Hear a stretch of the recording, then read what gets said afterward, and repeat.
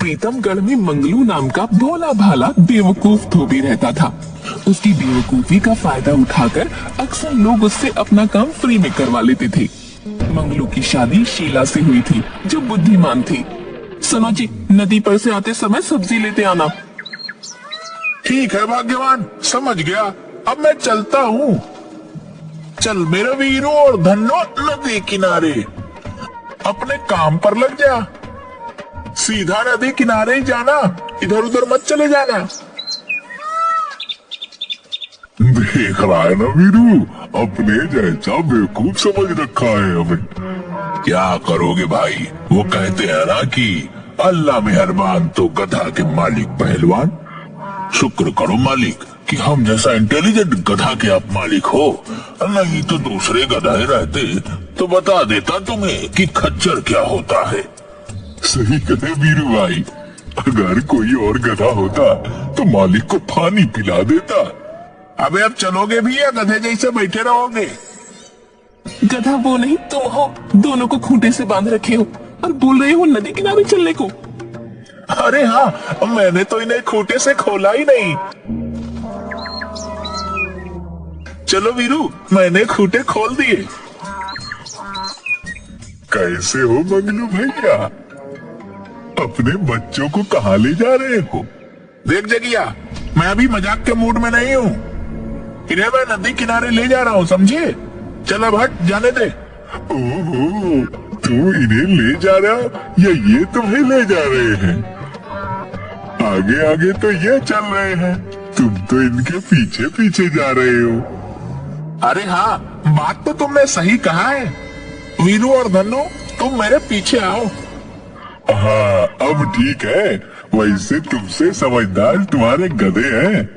आखिर गधे भी तो हमारे ही हैं। गधे भले ही तुम्हारे हो, लेकिन बात मेरी मानते हैं। बोलो बेटा, ढेंचू ढेंचू। इतना कहकर जगिया गधों के कान खींच देता है। गधे ढेंचू ढेंचू आवाज करने लगते हैं। देखा, अब बोलो। वीरू और धन्नो, इस बदमाश की बात मत मानो, चुपचाप नदी किनारे चलो। जगिया कई बार गधों को छेड़ता है, गधे ढेंचू ढेंचू करते हैं। मंगलू 2-3 बार पीछे मुड़कर देखता है और वीरू और धन्नो को ढेंचू ढेंचू करने के लिए मना करता है। फिर वो आगे की ओर चला जाता है। इधर जगिया गधों को खोलकर अपने साथ ले जाता है। मंगलू गधों के ढेंचू ढेंचू की आवाज को इग्नोर कर खाली रस्सी पकड़े आगे बढ़ जाता है। रास्ते में मंगरू को खाली रस्सी पकड़कर चलते देख पंडित ज्ञानचंद टोकता है। क्यों मंगलू, कहाँ जा रहे हो अकेले अकेले रस्सी पकड़कर? क्यों पंडित जी, आपकी आंखें कमजोर हो गई है लगता है। देख नहीं रहे कि गधों को लेकर नदी किनारे जा रहा हूँ? मंगलू भाई, लगता है तुम्हारे बुद्धि के साथ साथ नजर भी कमजोर होती जा रही है।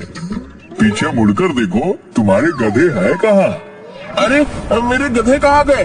अभी अभी तो मेरे साथ थे। जगिया मेरे गधों को चुरा कर ले गया। कोई पकड़ो उसको, मेरा गधा लेकर भाग गया। मंगलू जाकर शीला को सारी कहानी बताता है। शीला अपना सिर पीट लेती है। 2 गधे ही अपने पास थे, वो भी तुमने चोरी करवा दिए। अब हम लोग क्या करेंगे, कैसे जिएंगे? जो भी कपड़े धोकर कमाते थे वो भी खत्म हो गया। क्या करें भाग्यवान, हमारे नसीब में शायद यही लिखा था। ऊपर वाले शायद नहीं चाहते कि हम ये काम करें। ऊपर वाले भी उसी की मदद करते हैं जो काम करता है। मैं तो तन मन लगाकर काम करता हूँ, फिर भगवान हमारी मदद क्यों नहीं करते? शायद भगवान हमारी परीक्षा ले रहे हैं। गधों के बिना मंगलू धोबी का काम ठप हो जाता है। जैसे तैसे 2-4 कपड़े धोकर वो सुखाता, उन्हें कस्टमर को देता, लेकिन इससे दाल रोटी भी चलना मुश्किल हो जाती है। कुछ ही दिनों में घर का सारा राशन खत्म हो जाता है। एक दिन मंगलू का बेटा बंकू और जुगनू अपनी माँ से छोले कुलचे खाने की जिद करता है। बंकू भैया, देखो ना, साइकिल पर छोले कुलचे वाला आया है। सब लड़के खा रहे हैं। बहुत टेस्टी होता है क्या? सभी बोलते हैं बहुत अच्छा होता है। तुमने कभी खाए हैं छोले कुलचे? हाँ जुगनू, बहुत टेस्टी होते हैं। मैंने एक बार मुखिया जी की बेटी की शादी में छोले कुलचे खाए थे, उसका स्वाद अभी तक मुझे याद है। चल माँ से जिद करते हैं छोले कुलचे दिलाने के लिए। माँ, मेरी प्यारी अच्छी माँ, वो साइकिल पर छोले कुलचे बेचने वाला आया है, हमें भी छोले कुलचे खाने हैं, माँ दिला दो ना। बेटा, अभी छोले कुलचे खाने की औकात नहीं है हमारी, घर में कुछ भी राशन नहीं बचा। अब तो हम लोग खाना कैसे खाएं ये सोच रहे हैं। जब पैसे आएंगे तो छोले कुलचे तुम्हें खिला दूंगी। हमेशा तो यही बोलती हो, माँ कई सालों से बाहर का कुछ नहीं खाया, एक छोले कुलचे ही तो खिलाने हैं। खिला दो ना माँ, फिर हम कुछ नहीं मांगेंगे, बल्कि हम 2 दिन तक खाना भी नहीं मांगेंगे। हमें छोले कुलचे दिला दो। बात को समझो मेरे बच्चे, तुम्हारे पिताजी के चलते 2 जो गधे थे अपने पास वो भी चले गए। अब हमारे पास कोई रोजगार भी नहीं है। आज वो मुखिया के खेत पे काम करने गए हैं, पता नहीं अब हम लोगों का क्या होने वाला है। मुझे कुछ भी नहीं सुनना, मुझे छोले कुलचे चाहिए, मैं छोले कुलचे खाऊंगा। शीला लगातार समझाई जा रही थी, लेकिन जुगनू अपनी जिद पर अड़ा था। वो बार बार छोले कुलचे खाने की रट लगाए जा रहा था। शीला अपने आपे से बाहर हो जाती है और जुगनू और बंकू को 2-2 तमाचे जड़ देती है। दोनों रोते रोते भूखे पेट शाम को ही सो जाते हैं। रात में करीब 8 बजे मंगलू मुखिया जी के खेत पर से काम करके लौटता है। शीला, आज बच्चे बहुत जल्दी ही सो गए, क्या बात है? बहुत जिद्दी हो गए हैं दोनों, छोले कुलचे खाने की जिद कर रहे थे। हमने उन्हें समझाया कि जब हमारी स्थिति अच्छी हो जाएगी तब खिला दूंगी, लेकिन दोनों जिद पर अड़े थे। मैंने इन्हें 2-2 तमाचे मार दिए, बेचारे रोते रोते सो गए। हे भगवान, हमारी गरीबी का सजा इन मासूमों को क्यों दे रहे हो? ये गमछे में क्या लाए हो? वो मुखिया जी ने कुछ चने आते समय दे दिए थे। चने को पानी में भिगो देती हूँ, कल उन्हें इसके छोले और आटे के कुलचे बनाकर खिला दूंगी।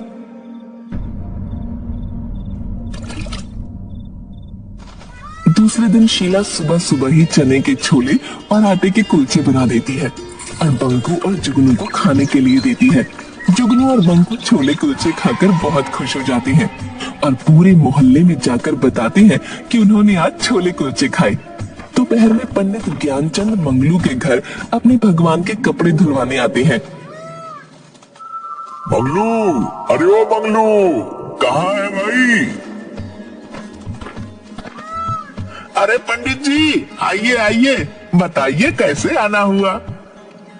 अरे मंगलू भाई, तू तो जानता है कि मैं पूजा पाठ करने वाला आदमी हूँ। मंदिर के सारे कपड़े पर्दे वगैरह गंदे हो गए हैं। अरे मेरी तो कमर दर्द का ऐसा बीमारी है कि मैं इसे धो नहीं सकता, सो मैं सारे कपड़े ले आया हूँ ताकि तुम मेरे भगवान के घर के सारे कपड़े को धो दो। अरे हाँ हाँ पंडित जी, क्यों नहीं, लाइए, मैं कपड़े धो दूंगा। आइए बैठिए ना। नहीं, अब मैं चलता हूँ, वैसे बहुत अच्छी महक आ रही है घर से। वो चने के कुलचे बनाए हैं जुगनू की माँ ने, आइए ना थोड़ा सा चख लीजिए। आपको थोड़ी सी भी अकल नहीं है? ये पंडित जी है, हमारी छोटी जाति के यहाँ कैसे खा सकते हैं? माफ कीजिएगा महाराज जी, आप तो जानते ही हैं ये मूर्ख है। अरे ऐसा नहीं है, मंगलू तो बहुत भोला भाला और सीधा है। और हाँ, मैं ये छुआछूत नहीं मानता। अगर ऐसा नहीं है तो महाराज, हम गरीब का भी अन्न खा लें। ब्राह्मण को घर से भूखा नहीं भेजना चाहिए, दरिद्रता बढ़ती है। वैसे भी हम पहले से ही दरिद्र हैं। शीला पंडित ज्ञानचंद को छोले और कुलचे खाने को देती है। छोले कुलचे खाने के बाद पंडित ज्ञानचंद शीला से बोलते हैं, वाह, सचमुच तुम्हारे अंदर अन्नपूर्णा देवी का वास है। इतने स्वादिष्ट छोले भी बन सकते हैं, इसका मैंने कल्पना भी नहीं किया था।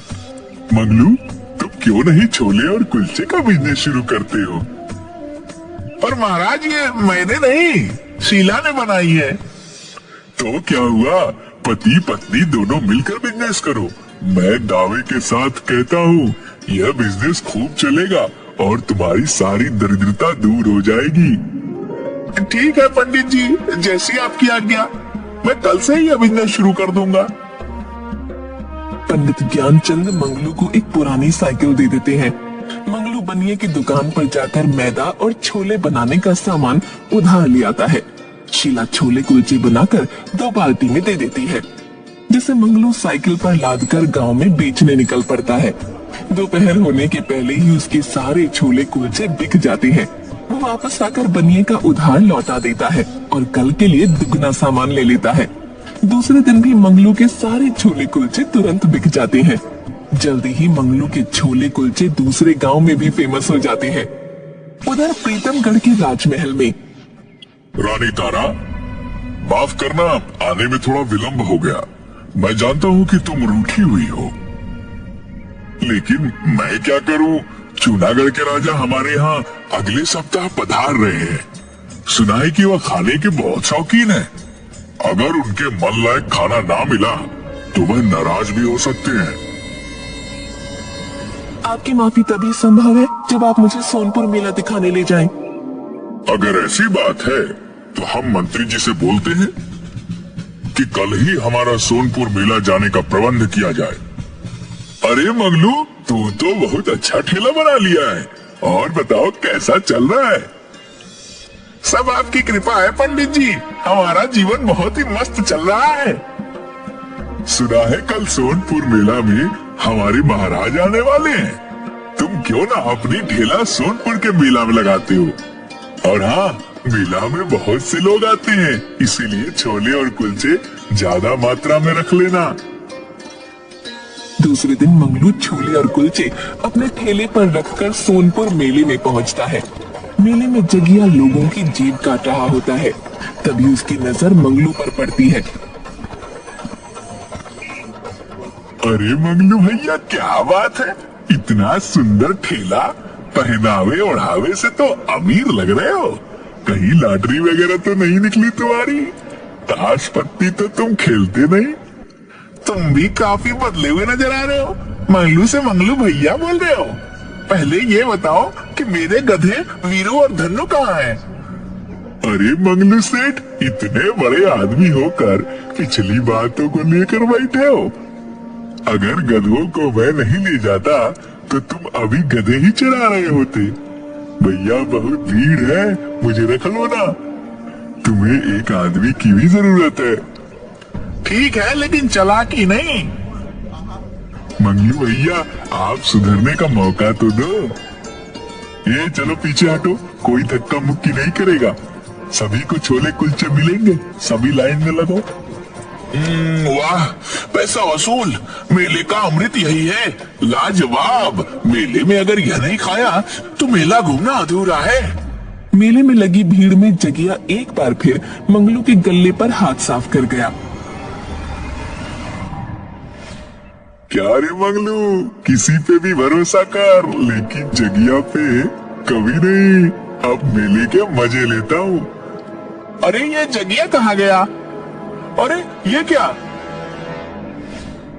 जगिया मेरा सारा पैसा ले गया। वही बेवकूफ हूँ जो उस पर भरोसा किया। उसी वक्त महाराज खड़क सिंह भी अपनी रानी तारा के साथ रथ पर सवार होकर सोनपुर मेला पहुंचते हैं।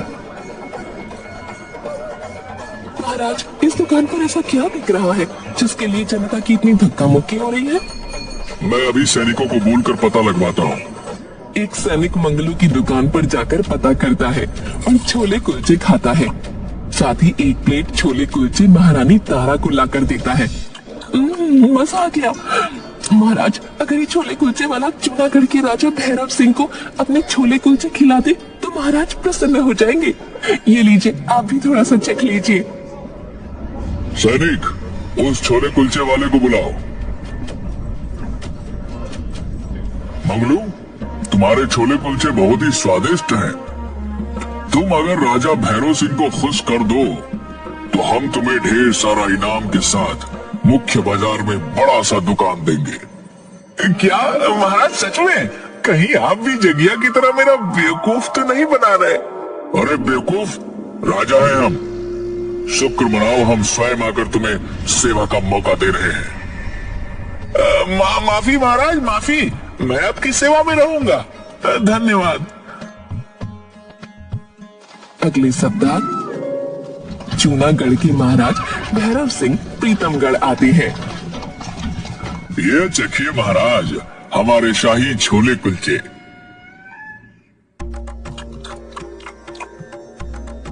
वाह, बहुत ही स्वादिष्ट, बेजोड़, लाजवाब। जी तो कर रहा है कि तुम्हारे राज्य पर आक्रमण कर दूं। व्यंजन हमने कभी नहीं खाया ये। और क्या महाराज, हमसे क्या भूल हो गई? और छोले कुलचे वाले को जीतकर अपनी शाही रसोईया बना लूं। मजाक कर रहा हूँ, मन प्रसन्न कर दिया आपने महाराज। इसका असली हकदार यह मंगलू है। ये लो मंगलू, मेरे तरफ से तुम्हारा इनाम।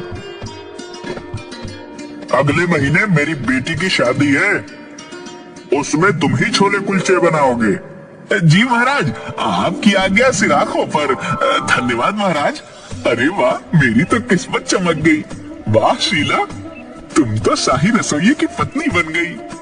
वाह किस्मत, धोबी से रसोइया बना दिया उस जगिया ने।